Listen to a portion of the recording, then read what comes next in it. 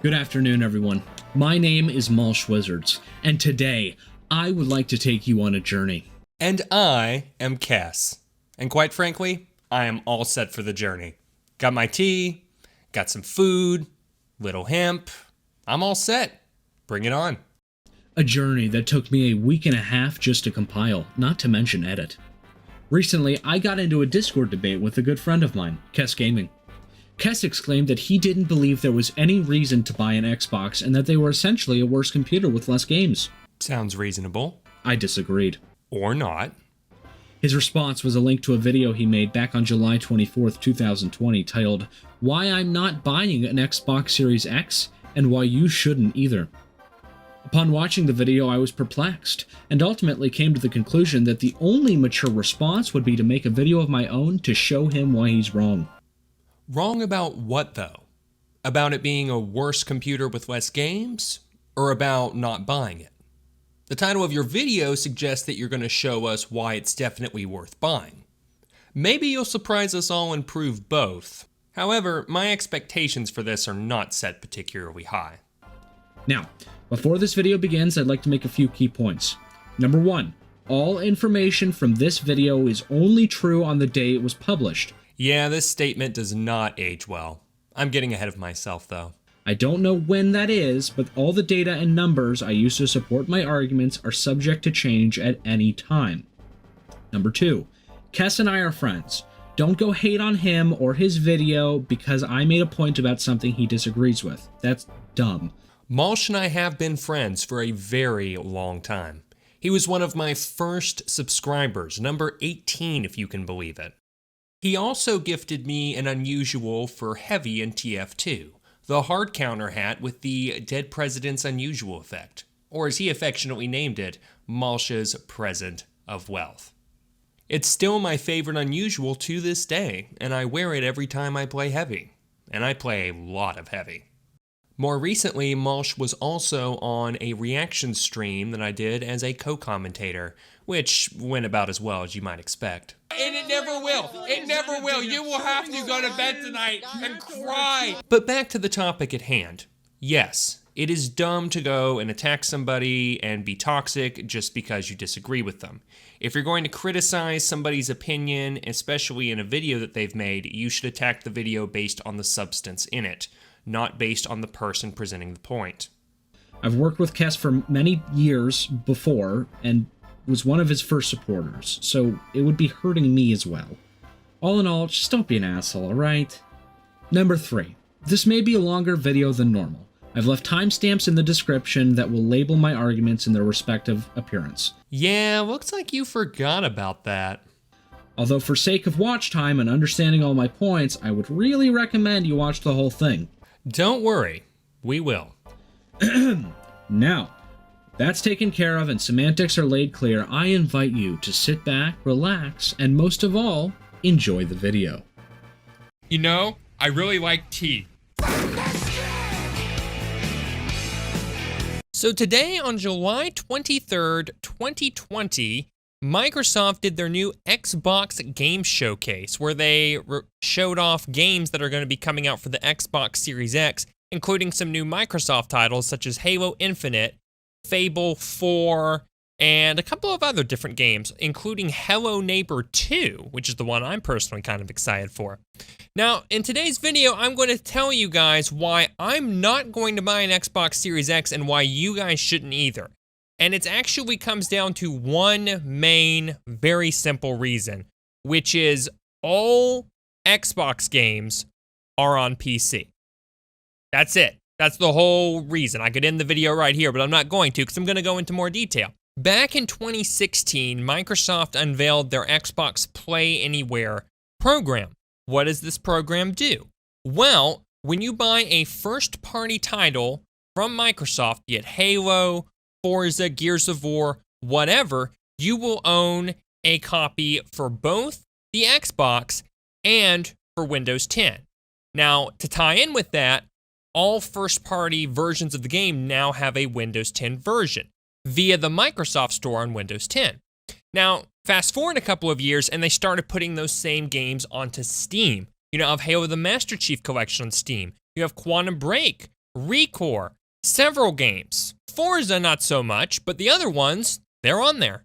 Now what this means is there are really no first-party Xbox exclusives anymore, or third-party ones for that matter, because Microsoft is really not interested in getting exclusives put on its console. One of Kess's first points is in regards to the Xbox Game Pass and its introduction to PC. Actually, my point was about Xbox Play Anywhere and how ever since that program first started, exclusives on Xbox have no longer been a thing. It literally had nothing to do with Game Pass. And you yourself seem to realize that in post, because you left this big old disclaimer in your video for us to read. Although I know he didn't specifically touch on Game Pass, I wanted to comment on it as they were very similar programs, and many, if not all of the complaints, could also be directed towards Game Pass. I talk specifically about exclusives later on.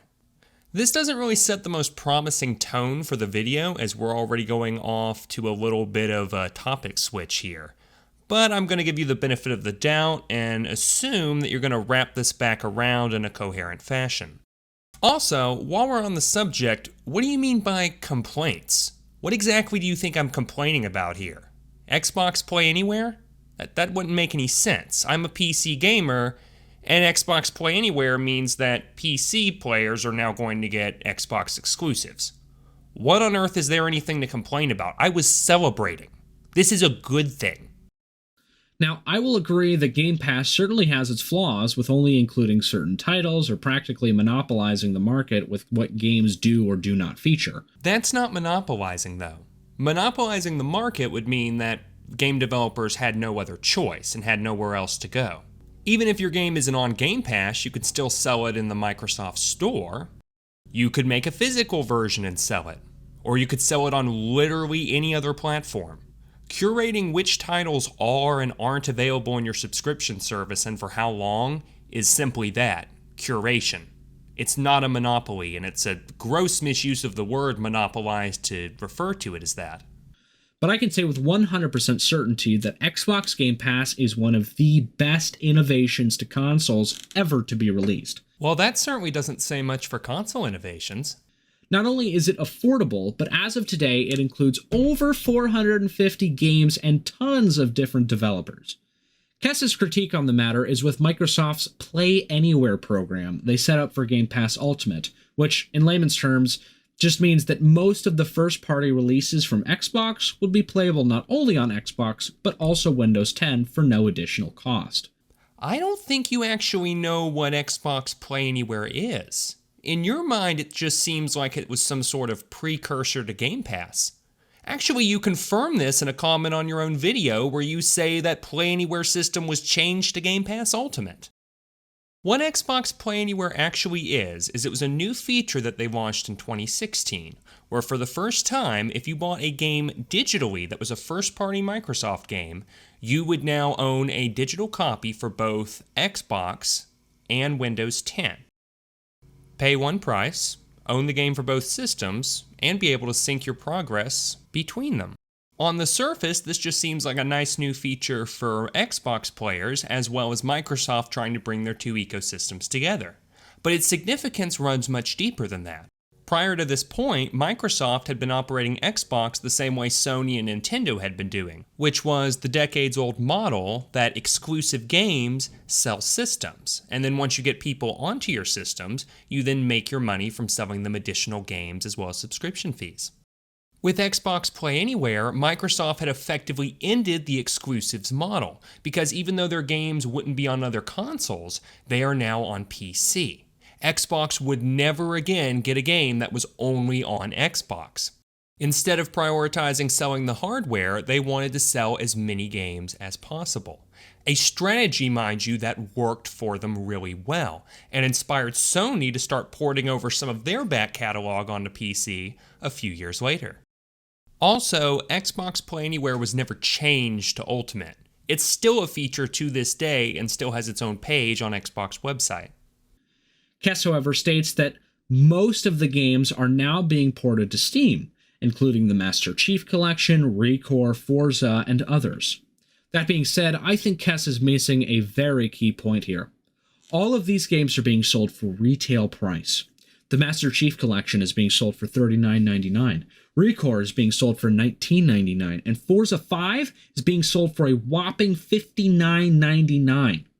Altogether, these games would cost you $119.97 when they're not on sale. Then wait for them to go on sale?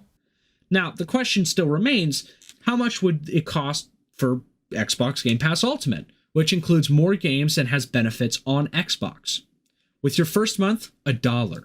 For the rest of the year, $14.99 per month. Or, alternatively, if you're on PC, you could get the PC version of this and save yourself $5 a month.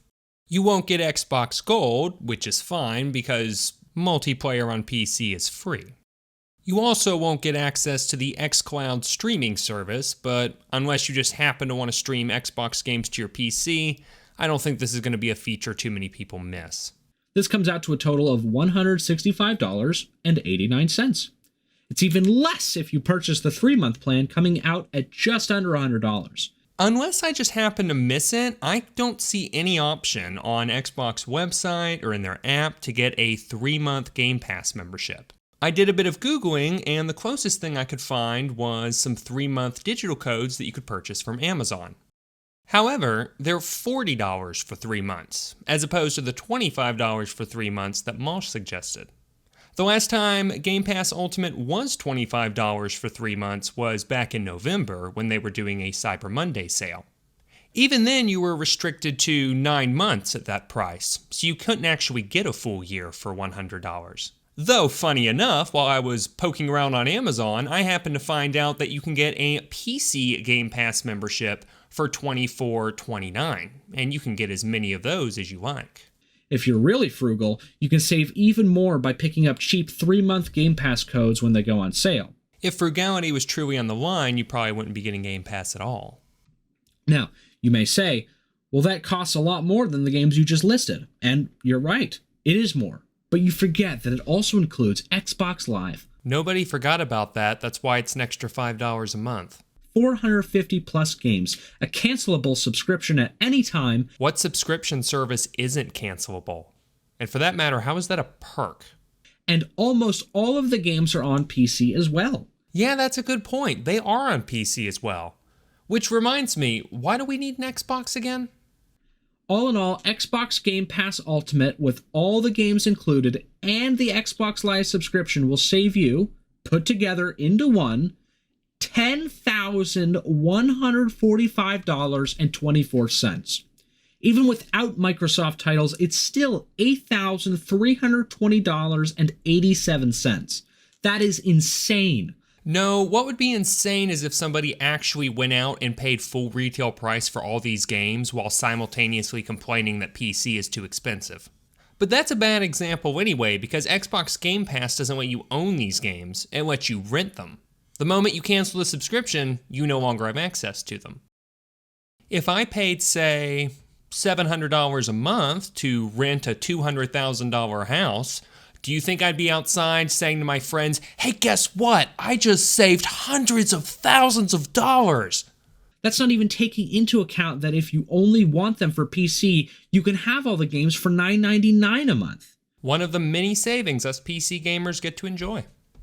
To say that Game Pass is not worth the price or that it's obsolete now because they're porting the games out to Steam is simply ludicrous. Now, at this point in time, there's... Whoa. Time out. I said that you no longer need to buy an Xbox console because all the exclusives are on PC now. Yet somehow you heard games are ported to Steam, so Game Pass is irrelevant. Really? You spent 3 minutes on that. All right then. There's no reason to own an Xbox One either. It basically has 2 exclusives on it. Halo 5 and Forza Motorsport 5. And while I can't speak for Forza Motorsport 5, I'm calling it right now. Halo 5 is going to come to PC. It only makes sense. They have the Halo Master Chief Collection on PC via Steam. Halo Infinite will be on Windows 10 as well, and probably also on Steam. So why would they just have one game in the series that's exclusive to the console? Kess made it very clear that there was no reason to get an Xbox, as it only had a handful of exclusives. Now, from my perspective, I think exclusives are dumb as hell, and games shouldn't be locked by any specific platform. Well, I couldn't agree more. Though if you really felt that way, one would think you would show Xbox Play Anywhere a little bit more appreciation. I'm looking at you, Nintendo. Don't worry about that. In a few years, Nintendo will realize that it makes more sense to make money from putting their games on PC rather than waste money on lawyers to take down ROM sites. But the exclusives that are coming to Xbox are pretty much staying on Xbox. No, they get day and date releases with PC as well, and have for the past 6 years. Halo 5, for instance, will not be ported over to PC, and as far as I know, neither will Halo 4. Halo 4 isn't coming to PC? Halo 4's been in the Master Chief Collection on Steam for over a year and a half now. You literally showed a screenshot earlier in your video. The Master Chief Collection is being sold for $39.99. $39.99. All information from this video is only true on the day it was published. Now, as for the Halo 5 thing, this tweet you showed requires a little bit of additional context. Back in 2021, a full year after I made my video, mind you, there was a huge game list leak from NVIDIA. This was spread all over the internet, and NVIDIA quickly tried to calm it down by saying that these were just speculations. But of course, obviously nobody bought that. This was arguably one of the biggest gaming leaks in history and made us aware of several titles that weren't even announced yet, but many of which have since gone on to have been confirmed. And several more hinted at. In fact, 343 was one of the few developers to come out and clarify that no, Halo 5, which is in the list, would not be coming to PC. Supposedly because they're fully focused on MCC and Halo Infinite. We all now know that was a lie. Regardless, it does not look like Halo 5 is going to get a proper PC version anytime in the near future. However, if you want to play Halo 5 without an Xbox, there is still one workaround you can use. Remember when I said this? You also won't get access to the xCloud streaming service, but unless you just happen to want to stream Xbox games to your PC, I don't think this is going to be a feature too many people miss. Well, one good thing about xCloud streaming is that Halo 5 is on there. So if you were of a mind, you technically could get a Game Pass Ultimate subscription and play Halo 5 on your PC via the xCloud streaming service. If your goal is to play through every Halo title in the series, and you don't want to buy a console for just Halo 5, well, maybe the $15 a month subscription price might be worth it to you. Granted, this isn't a perfect solution, but it's certainly a satisfying one for the time being. Halo 5, for instance, will not be ported over to PC, and as far as I know, neither will Halo 4. But don't quote me on that one. Too late. This has nothing to do with Microsoft not wanting to release them, but has more to do with it being a waste of time to spend on a dying franchise. Tell us more about this dying franchise you speak of. The argument, well, there's no reason to get an Xbox because there's no exclusives, is just silly, because in general, AAA games are almost always on the different platforms, including Switch. Yes, but nobody's buying a Switch to play AAA games on it, because AAA gaming experience on the Switch sucks. You're getting the worst possible version of a AAA game when you get it on the Switch. People buy a Switch for two things: mobility and Nintendo games. You know where the best versions of these games are? PC. Every single time. The device with the most exclusives obviously being PC, and there's no good way to work around that other than to get a PC. The most exclusives, all first-party Xbox games since 2016, several PlayStation first-party games, some via proper PC ports, some via the PS Now streaming service. A handful of third-party Nintendo games that went on to get PC ports. Not to mention the best version of every single multiplat game. Yeah, that's why being a PC gamer is awesome. And I didn't even touch on all the other benefits of the platform yet. And some people just don't have that luxury. Well, a gaming system of any kind is a luxury. But if you can afford a console, you can afford a PC. Almost all of the top games within the last 3 years have been ported to console, and that's just a fact. As well they should. Games should ideally be ported to as many different platforms as possible, so that the largest range of players can enjoy them. Back to my original point of the video, there is no reason to get an Xbox Series X when you can get a PC that will have every single game on it that's on the Xbox. There's so many advantages to having a PC over an Xbox. For one, it's going to be cheaper in the long run. So, when this video was made, the Xbox Series X price had not yet been announced. Its retail price today is $499. For sake of argument, I'm setting aside shortages and bundles because both arguments could be made for both sides, but I digress. I'm going to go out on a limb here and say that this won't last. As I was saying, the Xbox comes in at $500 and includes a custom AMD Zen 2 architecture with both 8 cores running at 3.8 GHz. The CPU is a 12 teraflop RDNA 2-class custom chip. Slight note, you got your CPU and GPU backwards, but please go on. This will allow you to play any game, not only at 4K and 60 FPS, but allows developers to scale up to 120 FPS. Scale up is a weird choice of words when discussing frame rate. Regardless, this isn't usually something that is handled by developers themselves, but by Microsoft, using a little technology that they have called FPS Boost. The obvious upside to this is that it does enable up to 120 FPS in several games, mostly older last-gen titles. The downside, though, is that by enabling this, you're often required to give up that 4K resolution, instead rendering the game at a lower resolution and upscaling it. But despite that, this is still an awesome feature, and it was a smart move on Microsoft's part to introduce it. The Series X also introduced the hardware-accelerated DirectX ray tracing, which basically simulates the sound and light movement in real time. Actually, this feature was first introduced on Windows in October of 2018, 3 years before the Series X released. For reference, I spent an hour looking for anything even close to this for $500, and there was nothing for that price. I told you it wouldn't last. For sake of argument, I'm setting aside shortages and bundles because both arguments could be made for both sides. As far as custom builds are concerned, I spoke to several professionals on the topic, including a software developer who all said you'd be hard-pressed to find a good graphics card alone that doesn't take up most of that budget. And I'm assuming that these experts and this software developer have all moved over to console gaming because of how incredibly affordable it is, right? The other side to this is in regards to Xbox Game Pass and Xbox Live. But with what I said earlier, we know that that isn't even a question on affordability. $14.99 a month or less is a demonstrable increase in affordability to spending equally as much to upgrade one part for a PC. Now, if this was 2017 when the Xbox One X first came out, all I would have to do is go on YouTube and type in Xbox One X versus $500 PC build, and that would be the end of that discussion. However, in 2022, the situation is far more complicated than that. What with chipset factories being closed because of COVID, scalpers, not to mention cryptocurrency miners, the state of hardware prices is just incredibly up in the air and a little bit crazy right now. Thankfully, this is mostly temporary, and prices appear to be headed back down, slowly but surely.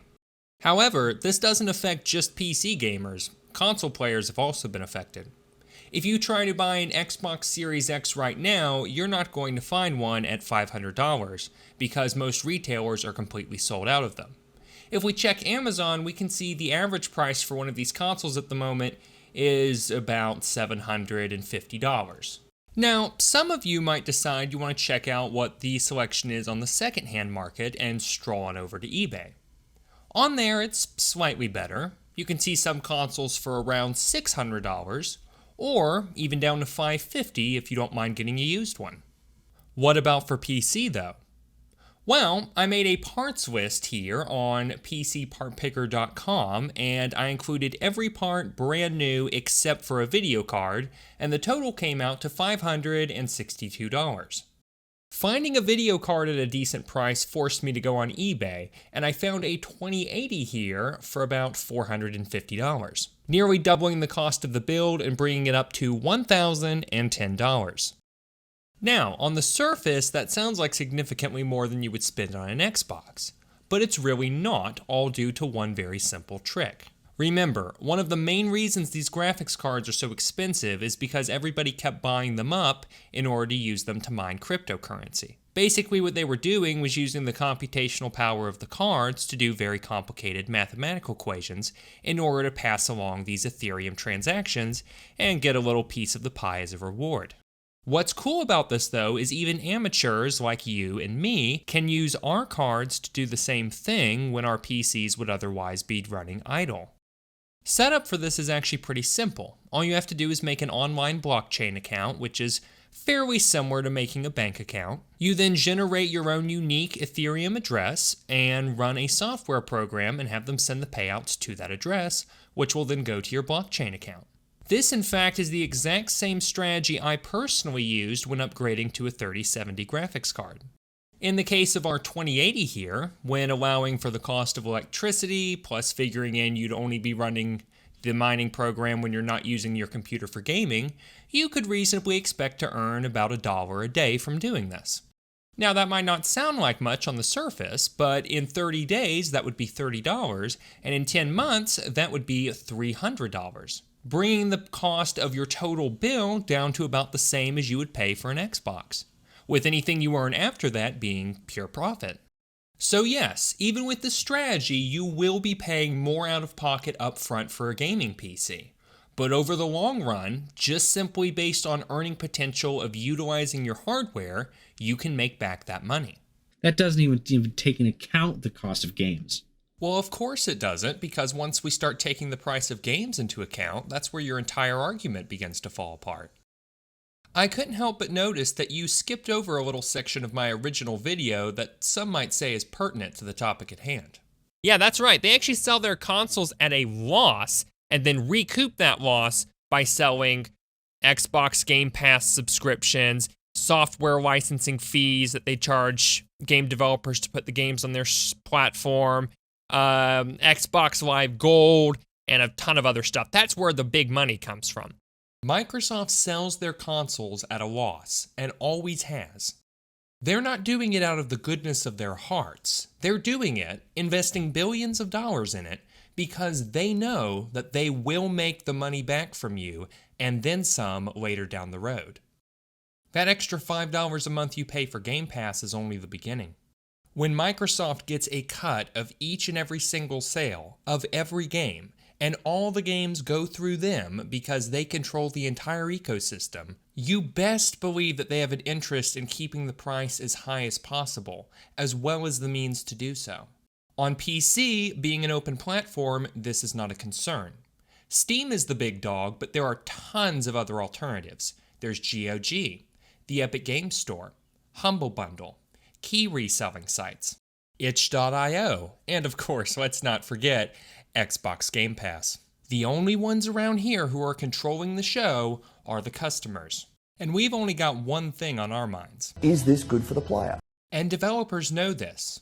That's why EA had the audacity to charge $10 more for the new gen version of Battlefield 2042 than they did for the PC version. And that's fine, nobody played Battlefield 2042 because it was garbage, but it illustrates a much more significant point. The only one dumb enough to try this tactic on PC is Square Enix, and only time will tell how that works out for them. For 2, you can use any controller you want or a mouse and keyboard. This is false on so many levels. While you can connect a controller, there are so many games that do not support them. I couldn't plug in my controller and boot up League of Legends and hope to use it. There are a huge list of games that do not support this idea. Well, the reason there's no controller support for League of Legends is because the game is far too complex for it. There's so many different key bindings that does various things, there's just simply not enough buttons on the controller to do it all. At least not in any real competitive way, and League of Legends is of course known for being an incredibly competitive game. But even still, that doesn't mean you can't do it. Check out this guy. He downloaded DS4 Windows and rebound his keys to his PS4 controller and played the game that way. We're gonna be playing with the controller. You can see no hands, only touching this for this. And I'll show you guys how it all works. I'm using DS4 Windows, which I usually use for GTA. It lets me go on Bluetooth, as well as Joy to Key And if you guys want to do this yourself, this is my setup. Basically, it's these two programs, and I'll show you guys how it all works. But here's the thing. You're already acutely aware that this feature exists because Chicken Lord had the good sense to point out to you in your comment section. However, your response was quite telling. Third-party software like this is not generally included as it not only isn't native, but often sucks. And no, there are very few good games that utilize it. Whether something is third-party software or native has no indication on the quality of the software itself. The Microsoft Store? It's native, and it sucks. Steam is third-party, and it's amazing. DS4 Windows has been around longer than Windows 10 has. For almost 10 years, they've been upkeeping this, releasing new versions through GitHub, adding support for new features like the PS5 controller. So why put all this work and all this effort into it for a long time if it sucks? Well, the answer is clear. It just simply does not. And do you know what the funny thing is? Even if official controller support is added into a game, that doesn't make it better than one of these third-party configurations. A little personal example here. My ex was playing Minecraft Bedrock Edition, which includes native controller support. And her friend wanted her to switch over to Java so they could play together. Well, Java doesn't support controllers, or at least it didn't at the time. So she came to me and asked for my help to get a controller working for it. Well, I'd look it up and figure out quickly that what you need to do is add Minecraft to Steam as a non-Steam game, and then you can pull up properties, find controller options, and then map the key bindings to the Xbox controller exactly as they would be for the Bedrock Edition. 10 minutes later, she was playing Minecraft Java with her friend exactly the same way she would be playing the Bedrock Edition. So let me ask you, if Mojang officially added in my controller support thing for Java, would that make it better than what I had created? Well, no. It would make it maybe, say, more convenient for people who were installing it for the first time, who wanted to play it with controllers so they wouldn't have to set up that configuration. But the configuration is still the exact same. And officially supporting it from the developer doesn't make it better. It just makes it easier. That really seems to be your biggest hang-up with the PC platform in general, Malsh, is that sometimes the best way to do things is not the official way, and that's perfectly fine. This is PC gaming. You can set up things and customize them exactly how you want. That's one of the biggest perks of the platform, is being able to customize your experience to the way that you want it.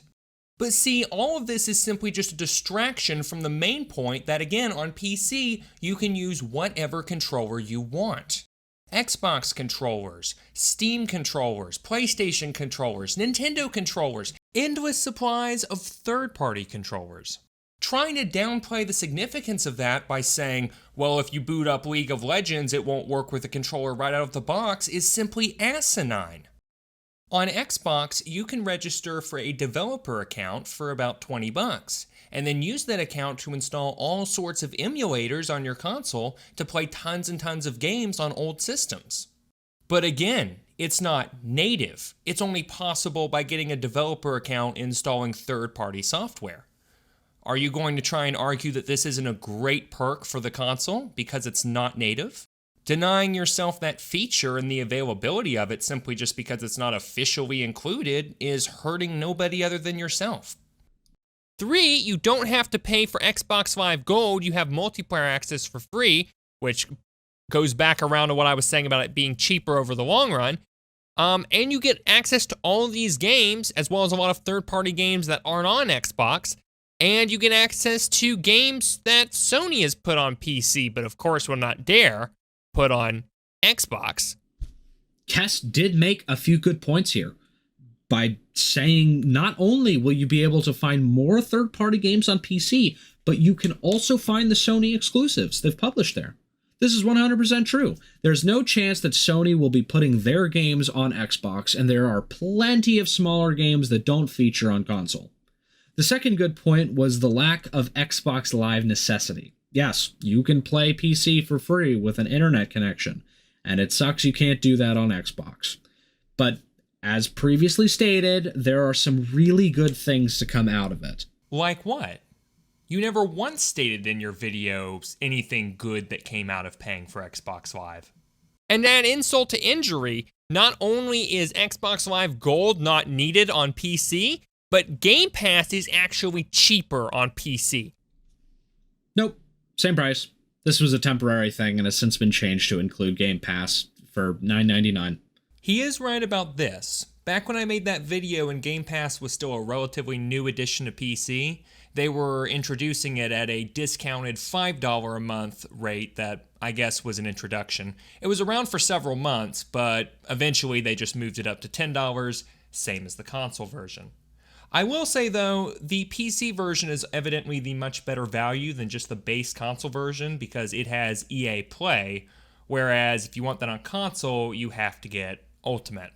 But I mean, you need Ultimate anyway since you need Xbox Live Gold unless you're just buying it separately. I'm actually not even sure why the base console tier even exists. Ultimate's for $14.99. It's the same on PC. Yeah, but we don't need Ultimate on PC unless we want to play Halo 5. A few weeks after this video went live, Kess made a response video to the comments he got on that video.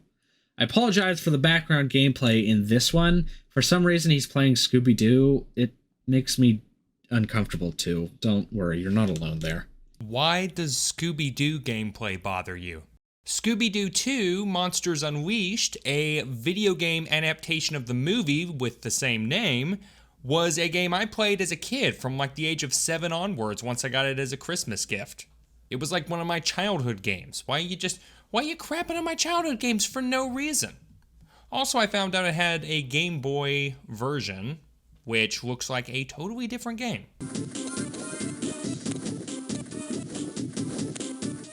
Anyway, back to you being critical of my video. You know, I really like tea. What is up, everybody? Welcome back to the channel, and welcome today to a compilation of Xbox fanboys roasting me. Yes, you heard that right, guys. I made a video about a month ago called Why I'm Not Buying an Xbox Series X and Why You Shouldn't Either. So this first fine fellow says, look, unless you want to buy me a gaming PC and some of my good friends one too, then I ain't switching to PC. I'd rather just not save up for 4 years just to get a PC that I'm going to have to spend more money on in the future. I'm broke. Well, buddy, I hate to break it to you, but I got some bad news. If you're broke, then you're not going to be able to afford a gaming machine at all, PC or console. I mean, a new console is not cheap. People are saying, and take this with a grain of salt, but people are saying that the next generation Xbox is going to be $500 to $600. Plus, you got to drop $60 to play multiplayer with your friends that you were talking about. And what do you mean by spending more money on in the future? Spend money for what? More games? Again, you're going to do that with any platform ever. But hey, at least on PC, you can play multiplayer for free. You're not locked behind a $60 a year paywall to play with your buds. Oh, no, wait, that's right. It's $100 a year now because Microsoft is no longer selling 12-month subscriptions and only selling 3-month ones at $25 for 3 months. If you're willing to drop $500 to $600 on a new console and $100 just to play your own games multiplayer, then you are not broke enough to not afford a PC. You can afford a beast of a PC at that price.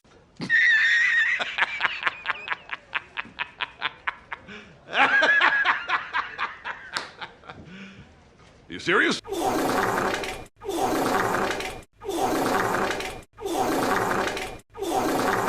Well, that was incredibly obnoxious. But look, we've been over this. It was the perfect storm of COVID, scalpers, and cryptocurrency miners who made graphics cards as expensive as they are today, which is why you can't get a PC for the same out-of-the-box upfront cost as you can an Xbox. There's ways to bring the cost down, like set up cryptocurrency mining on your own rig, or shop around and see if you can find a really great deal.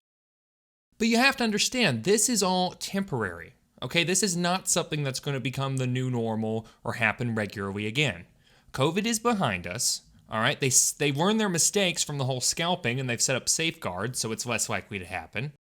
NVIDIA's newest graphics cards are going to be made in such a way so that mining with cryptocurrency isn't even profitable anymore, so that people will buy their new cryptocurrency mining lineup and leave desktop GPUs alone. This is all just temporary, and you're seeing this reflected in the price of graphics cards coming drastically down from what they were a year ago, and they're going to keep going down. But setting all that aside for a moment, the fact of the matter is, trying to make this point, this whole gotcha like, oh, Xbox is so much cheaper than PC, it's incredibly disingenuous, because the argument was never really about cost to begin with. Because if it was, you wouldn't be recommending that people buy the Xbox Series X, you would be recommending that they get the Series S, this little guy. I mean, if we're talking in the context of somebody who's new to gaming and wants to get like the best value setup for the bottom dollar, this is really where it's at. Because you can get this thing retail price at $300. Get you a subscription to Game Pass Ultimate like you're always telling people to do, and you're good to go. You can still play at 4K resolutions sometimes. The frame rate is often 60 FPS and can go up to 120 FPS sometimes. You know, it can do that whole emulation developer thing that I mentioned earlier. Sure, maybe the visuals aren't quite as nice as the Series X, but you're saving $200. And not only that, but whereas the Xbox Series X is sold out everywhere, and it's hard to actually find one at the retail price of $500, you can go on Amazon and get this right now. In fact, it's like $10 off. I can get it like shipped here in 2 days. In fact, when you think about it, it's kind of weird, isn't it? Why is the Series X the console that's sold out? Why is the Series S so accessible, especially for people who are trying to save money? Well, it's the same reason that you are recommending the Series X. Because people like to have nicer things. They want the better resolution, the better frame rate, they want the consistently better performance from the console. See, they're not in it to save money. They're in it to get something nice for themselves. They want the better of the two consoles.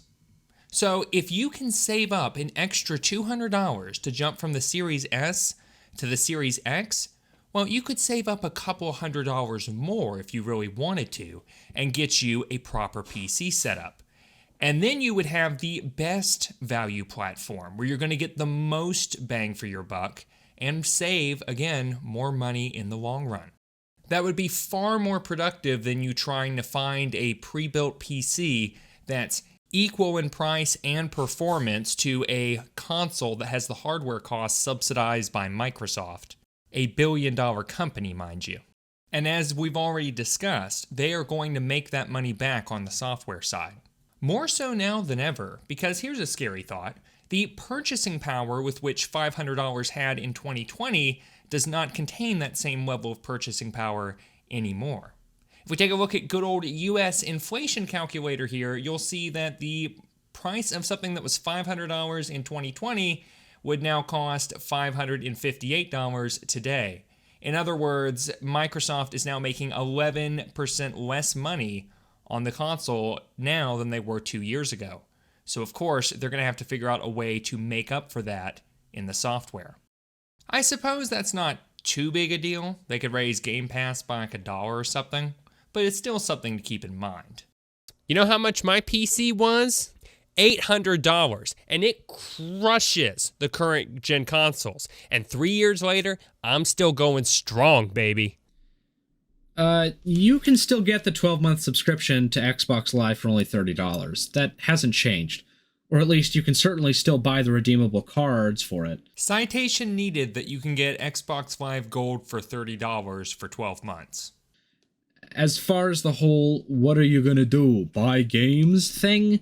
Not only would you have to pay more on PC for games digitally... Please kindly explain to me how, when we have access to the exact same game store that you do, the Microsoft Store and the Xbox app, as well as Steam, Origin, dozens of key sites... I mean, the Epic Games Store, I have 246 games on currently.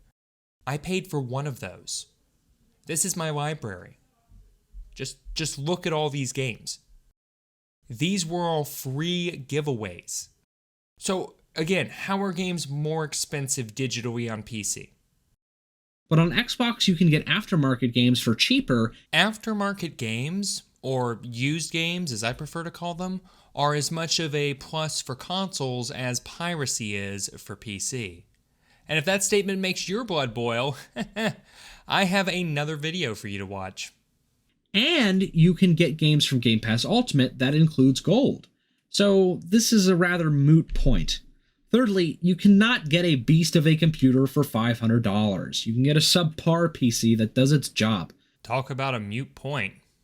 Different things. For your computer, while yes, after 2 years it would cost the same as getting an Xbox, this doesn't include the fact that you still have to purchase all the games. So yeah, this is GOG. I got about like 50 games in here, and I didn't pay for these either. Giveaways, once again. Oh, Metro Last Light Redux. Oh, that's funny. I think I actually have this on both the Epic Game Store and GOG, as well as like the original version, the non-Redux version on Steam. Oh man. Oh, Hellblade's Senua's Sacrifice. I forgot I had that too. Oh man, life of a PC gamer.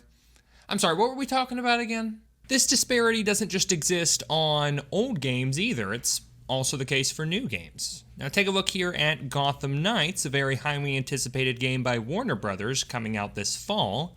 On Xbox, you can pre-order the game for, once again, $70. Whereas over here on PC, here on Steam, it's $60. And if we go over here to greenmangaming.com, we can pre-order a Steam key for it with a 10% discount, bringing the price down to $54. Not only are we paying $10 less up front, but we get a 10% discount on top of that. Yeah, I'm sorry, I just feel like you're not getting much value out of those whole deals with gold thing. This doesn't include the fact that you still have to purchase all the games and have a general understanding of a PC as a whole.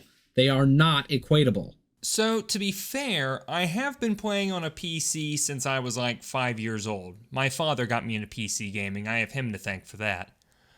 Now, that being said, I didn't really know how to do much more on it than play games, you know. Maybe once I was 12, I knew how to connect to the internet by myself. But, I mean, even at the age of, 16, 17, I was sticking a copy of Grand Theft Auto 4 into this crappy little laptop and thinking to myself, wait, why won't it run? You know, it says PC on the box, it's a PC, why is the game struggling to load? You know, it was only after I looked it up to try and see what the problem was that I found out about things like PC hardware and graphics cards and why laptops are usually the most worst possible devices to do gaming on most of the time. And hey, you can build a desktop with parts that you order and pick out yourself. Isn't that cool? And from there, I saved up some money, got a PC, and I've been doing that and learning more and more about it ever since. You see, you have it totally backwards, Malsh. You don't need to know PC in order to get into PC. You have to get into PC in order to learn it and know it. It's the joy that comes from learning throughout the journey. Or maybe some people just can't afford a $3,500 or $4,500 PC, which is what you will need to have to play most new games. Yeah, guys, we're absolute idiots over here dropping enough money to buy a very nice used car on a gaming PC, which is required to run games. Not even run them well, it's just required to play most new games. I get the satirical value of that, but in all seriousness, dropping upwards of $1,000 on a good PC is not uncommon. A 3090 on its own is $1,500. I think we can both comfortably agree that $1,000 is a far ways off from $3,500 to $4,500. And yeah, a 3090 is expensive. It's literally the best graphics card you can get for gaming on the market. And there's a point of diminishing returns on that added price, which is why usually nobody but the most hardcore enthusiast grade PC gamers go to the trouble of buying one. This is not an entry-level card. This would be the equivalent of picking up a Ferrari as your first vehicle. At the end of the day, if you play on Xbox, I don't care. Play on whatever you want to. There's really no point in doing so when you could do the exact same thing on a PC, but if that's what your preference is, fine, whatever. Make your own purchasing decisions. But why on earth are you getting mad when somebody else says, hey, there's this other platform you could use that has the same games for about the same price point, but you get access to even more titles and better features for it? I feel like it's only the gaming world where this would exist, because can you imagine somebody buying a car and then somebody else, or talking about buying a car, and then somebody else comes up to you and says, hey, there's this other brand of car you could get for about the same price, but it has more features and more options available to you. And, you don't have to do certain things to maintain it as often, and just all these other little perks. I mean, I would think that most people would be kind of grateful to have that information and would look more into it. But when it comes to a gaming system, oh no, how dare you insult the thing that they are thinking about buying? I mean, their last vehicle was this brand, and gosh darn it, they're not changing anything. The IP of a system, franchise, company, or game is everything. If you want someone to buy something and it's made by a brand that is well known and well trusted, they're probably going to go with that option. PC has things like this for Corsair, Nvidia, etc. Just because something is generally popular doesn't mean it's inherently bad. Okay, you're right. The Scooby-Doo gameplay is getting old. So, listen. In that clip, I was replying to this particular comment. So then, bring in the fanboy who says to me, seriously, dude, not everyone likes the same things as you. Get over it. I was merely attempting to point out how absurd it was that in the gaming world, when you point out that there is a better alternative platform available, people take it personally. They become defensive of the brand that they've chosen to buy in and feel the need to defend it and make up reasons to try to justify their purchase. And I was saying how you would never see that in, per se, the world of cars. I literally have no idea what Malsh is even talking about. Well, this fine fellow actually made another comment later down, and he says, not all console gamers have a PC, or decent enough PC to run those games. Some console gamers do not even play PC games, so this kind of makes your point invalid. Yeah, I mean, he's right. I mean, my whole point was that all the Xbox games are on PC, and a PC is a better system because it gives you more options and greater freedom to decide how you want to play your games. But since people don't play just PC-only games, I guess, then that just makes the point invalid because reasons. And I basically point out as much to him that that was what my point was originally. And so then he goes on to say that not everyone is a PC gamer or interested in playing on the PC. The console market is a huge market and has been for generations, which I, again, don't get the point at all. So what if a console market is huge or has been for generations? What difference does that make in what your better purchasing decision is now? But regardless, moving on, he then says there's a huge amount of people who are just console gamers. I never said otherwise, but okay. And the Series X will be the most powerful console in the world. People thinking that games will instantly look amazing straight away should really loom at past generations. It will take a few years before we start seeing what this console can do, but straight from the box, it will be 4K, and most games will be 60 FPS or more. He then links me an article basically saying that the cost of building a gaming PC is going to be a lot more than $500. One that has similar specs to the Xbox Series X anyway. As previously stated, the Xbox has better specs than that of a similarly built PC within the price range. There's already a couple of problems with this. One being that we don't know the price is going to be $500 yet because Microsoft hasn't said as much. That's just speculation. And we don't know what hardware is in it because it hasn't shipped the box yet. And I went ahead and checked out the article. It was on trustedreviews.com, and it is an absolute garbage pile of an article. They're saying they're putting a PC build up against the Xbox Series X, and they put in a Ryzen 7 3700X processor. They put in 16 gigabytes of RAM, and they put in an RTX 2080 Super. There's people that think that an Xbox Series X is going to have anything near these types of specs. When reading a spec sheet, especially for a console, it requires a certain level of technical literacy. For example, teraflops are not a good measurement of performance. Teraflops is kind of like a marketing buzzword that's thrown around a lot, usually by console manufacturers themselves or by the tech journalists who write about them. It's similar to horsepower in a car. Yes, all else being equal, having more is better. But that doesn't mean that a car will perform better, such as in a race, or else everybody would use those big, giant trucks that Dodge Ram likes to make instead of the quick little snappy sports cars. The Radeon RX Vega 64 graphics card has 12.66 teraflops of power, so it also has more than an RTX 2080. More so than a Series X, in fact. Yet despite that, when you actually do some performance tests, you can see that the 2080 outperforms it by over 30%. And this is just the base 2080, this isn't even the 2080 Super. That's also why the PlayStation 5 with only 10.3 teraflops, which is 15% less than the Series X, still can run the games and they look and perform about the same. That's why the only real accurate way to tell the difference between how one system performs up against another is to run some games and compare the results. This gameplay here comes from a 3-minute video uploaded by a channel called Hypers. It will be linked below if you'd like to check it out. In this video, he's playing the newest Call of Duty Vanguard. He's running it on the Xbox Series X in 4K mode, and he's also playing it on a PC with a GTX 1080 Ti, also at 4K, with high settings and shadows set to medium.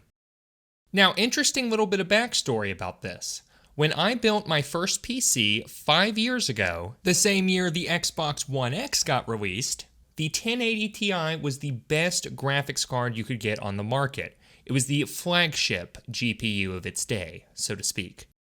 You can see it's struggling to keep up with that locked 60 FPS of the Series X, but it's doing a fairly good job staying up there in the upper 50s, although it does drop down to nearly 45 FPS at one point during some heavy gunplay.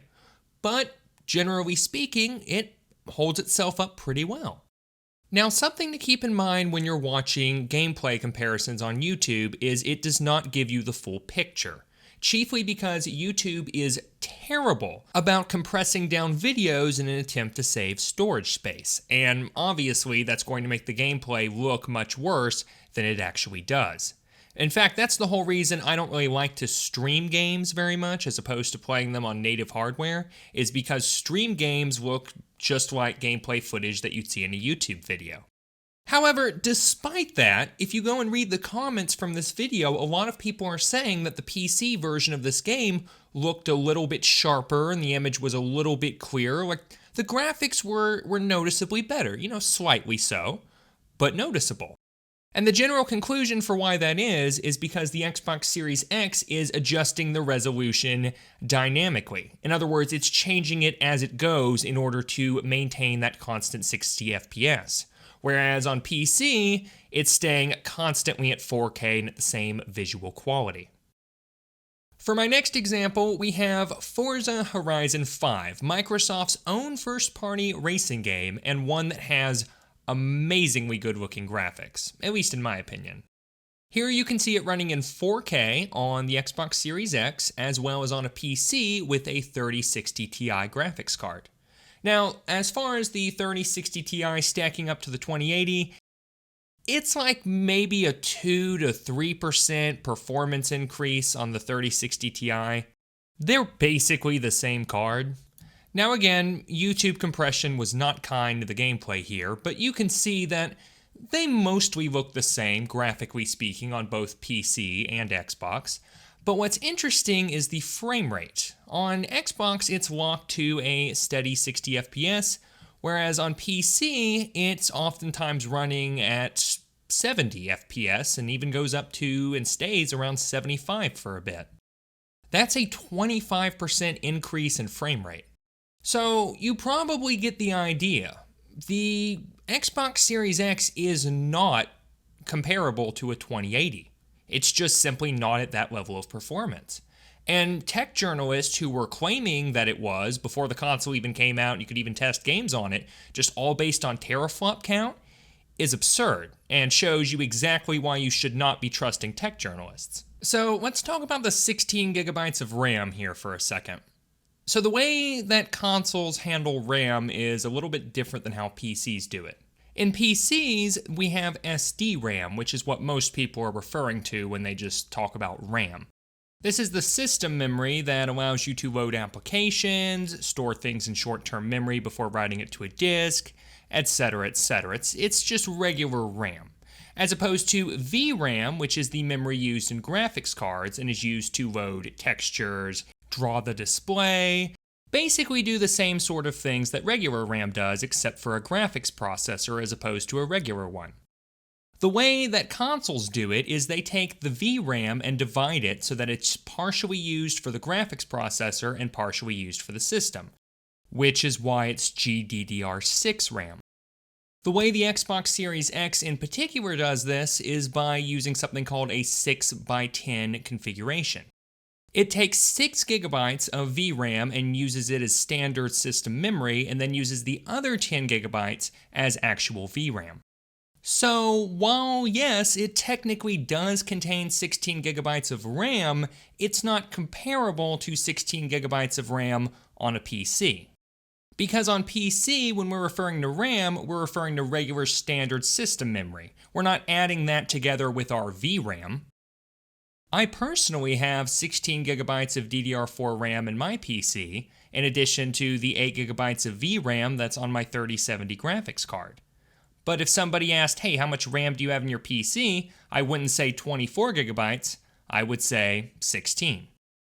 That's why in that PC build that I recommended a little earlier on in the video, which I've now renamed to the Xbox Series X Crusher, and you can find it linked down below as well, I only included 8 gigabytes of RAM. Because what the Series X actually has in system memory is just 6 gigs. I wouldn't go so far as to say that saying the Xbox Series X has 16 gigs of RAM is dishonest, but it's a little misleading. However, I was wrong about the CPU. Do you guys remember the CPU? And includes a custom AMD Zen 2 architecture with both 8 cores running at 3.8 gigahertz. It turns out the CPU in the Xbox Series X is in fact comparable to a Ryzen 7 3700X. And it's a good thing too, because that was the main thing wrong with the Xbox One X, was the CPU was so weak it bottlenecked the system. However, at this point, one-upping that isn't particularly challenging. You don't even need an 8-core CPU. You could do just fine with a 6-core one, such as the Ryzen 5 5600G from the newer Zen 3 architecture. It is less than half the price of the 3700X and performs about 10% better in various tests. In gameplay results, it will get you, all else being equal, maybe an extra 5 FPS or so. A $300 CPU and a $700 GPU. The Xbox does have these amazing specs. All information from this video is only true on the day it was published. We see this whole thing every single generation. This console is going to be something that's going to completely wipe out the PC. We saw it with the Xbox One and the PlayStation 4. We saw it with the PlayStation 4 Pro. We saw it with the Xbox X. And now we're seeing it with the PlayStation 5 and the Xbox Series X. Although I don't think the Xbox has wiped out the PC market, it has definitely changed the game for consoles.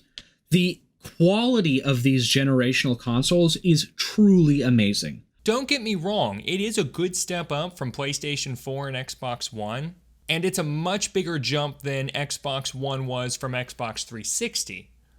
But it's not like crazy. I mean, it's still a console. For the price and knowledge required, it is a really good gaming rig. So we go back and forth for a little bit while longer, and every single comment, he says that the Xbox Series X will hit 4K 60, and then I go on to explain how he cannot know that because of all these different factors. But every single comment, he just repeats the same line. In most cases, there is no reason why games will not hit 4K 60 FPS. Xbox One X had no problem doing this. Well, that's not true. Have you heard about checkerboard upscaling? Have you heard about Destiny's 2 30 FPS? For that matter, have you heard that the newest Assassin's Creed game is going to be 30 FPS on the Series X? Valhalla? Does that possibly ring a bell? And I wouldn't exactly call Assassin's Creed a game that's known for groundbreaking new graphics technology or anything. Yeah, this was an issue on launch and beforehand, but it has since been fixed. Now almost all games are running at expected speeds and frame rates. Speeds and frame rates? Never mind. He is right though. Valhalla did get fixed and it does now run at 4K 60 FPS. The next comment, what we know about the hardware, 60 FPS 4K will not be a problem. Well, that's the problem, is you don't know anything about the hardware. And then the third comment, the Series X will clearly hit 60 plus 4K, even if it's upscaled 4K. Well, there's a pretty stark difference between upscaled 4K and native 4K.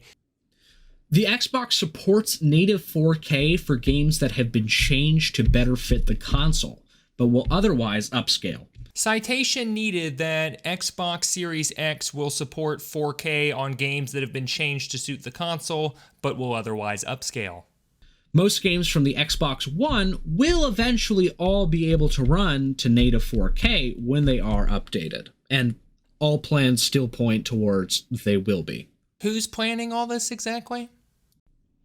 This is just about the end of the videos from Kess. I highly recommend you go watch them for yourself and show the man some love. Yes, something we can agree on. I mean, we all have a few bad takes once in a while. So I've heard. Either way, I felt it would be appropriate to address what I think would be some counter-arguments to my statements, because I know what people are going to say, and I'll just get through it. Just because Game Pass has 450 plus games doesn't mean everyone's gonna play them. Nobody's going to make this counter-argument. This is just another thinly veiled excuse for you to talk about Game Pass again. This is true. There are some games on there that are absolute trash. I mean, really bad. There are a number of games that not only don't stand the test of time, but for a while there, games wouldn't even boot up correctly. That being said, I think you're missing my point. I'm not arguing that all the games people would want to play. I'm saying that for the bang for your buck, paying that amount of money per month for that many games and more soon to come now that Microsoft is continuing to buy companies, there's absolutely a reason to get involved. I can honestly agree with all of that, but it's still not a reason to get an Xbox console. What about games that aren't on Xbox? This is the point I can think of that is the best. There are many fantastic games that are only available on PC, that are widely known to be some of the best games out there. That being said, I stated earlier that most best-selling AAA games do come out on Xbox and the subsequent consoles. I mean, there's no way to port something like World of Warcraft or Valorant because of the limitations of the controller and overall design, and target audience for that matter. Actually, there's no reason at all that these games couldn't be ported over to the Xbox One. All you need to do would be include keyboard and mouse support, which already exists for a list of games, including, ironically, PC Building Simulator. What about PlayStation? PlayStation is also good. They have similar issues to Xbox, worse graphics overall, and a smaller catalog of their games in PlayStation Plus, but they definitely have some amazing things going for them. For one, exclusives. PlayStation undeniably has some of the best exclusive games, including the new Spider-Man, The Last of Us, etc. That's the whole reason I got a PlayStation 4 myself, was for some of the exclusives. Granted, I haven't used it very much, though that will probably change once I start covering some Sony games on my channel. But I'm not doing the same thing with the PlayStation 5, not now that Sony has tasted the riches that can come from porting their catalog over to PC. They also have a nicer design in my opinion, but I guess that's all preference. It most certainly is. All in all, I believe that the Xbox Series S and X have their place among the big dogs. They are consoles that stand the test of time. Test of time? They've been out less than 2 years. Affordability, performance, and most of all, accessibility. What does that mean? Do you mean more accessible as in more people have it available to purchase? Or do you mean more accessible in the features that it provides for people with some sort of disability? Because in both cases, you're still wrong. The Xbox is not free of flaws, but it is, in my opinion, the best console on the market and a fantastic rig for people who just want to relax and play some games. If you enjoyed this video and want to see more, please like and subscribe. Big shout out to Kess Gaming for being a good sport about all this and allowing me to use his footage in today's video. I appreciate all of you watching and hope to see you in the next one. Peace. Alright, we'll come back to Malsh's video here in a second, but there's a couple of comments on his video that I want to take a look at. The first one is from Steve Go Home, and it reads, "Not to argue semantics, but Kess really should have worded all Xbox games along the lines of all first-party Xbox games. Considering games like NHL 22, which is on Xbox, therefore making it an Xbox game, not on PC. But I guess that also breaks his point." So in 2009, EA stopped making PC ports for several of their sports game series. I don't exactly know the reason why, but I'm assuming it's due to poor sales.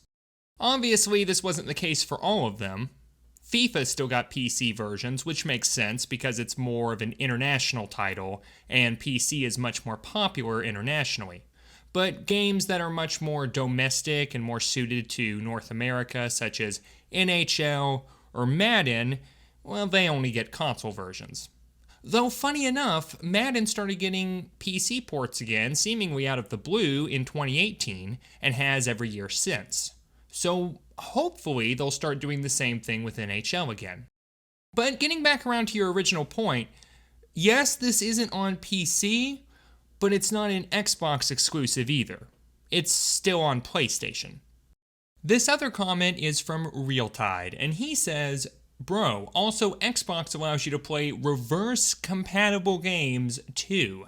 Steam doesn't have those games. So that's also a point that goes towards Xbox." A lot of people might say I'm stupid. I don't know. I don't think I am. I'm probably smarter than that. I mean, this thing here's smarter than me, I guess, but it has a battery. Backwards compatibility is a thing on PC from like day one. I can still play games all the way back from the 80s on my modern version of Windows 11. And every game that came out since then. Meanwhile, Xbox, while they have made a lot of their old titles work on their newer systems, there's still a handful that haven't gotten this favorable treatment, and they've already discontinued their backwards compatibility program. So if you want to play those, you're out of luck. Thank goodness for Xbox emulators though, am I right? So back to Malsh's video. I wouldn't exactly say that he ate me alive or anything. Most of his points were simply misinformed or just didn't follow the thinking or the logic quite all the way through. They were simple enough to pick apart. I quite personally think that I called it 2 years ago. There really is no compelling reason to get a Series X, at least not for the console itself. You might have personal reasons for wanting to get one, and that's certainly fine. I, for one, genuinely hope that no matter what system you play your games on, you get the best possible experience out of it. However, should you decide that you ever want more than that you want to have the best possible gaming experience that you can, with the coolest community of people I have ever had the pleasure of knowing, then I would recommend that you become a member of the PC Master Race. We'll always be here, with open arms and open hearts, ready to welcome you as our newest member. I know the high parts market is scary and it might almost seem like a bad time to join. But in actuality, there's never been a better time. And that's just a fact.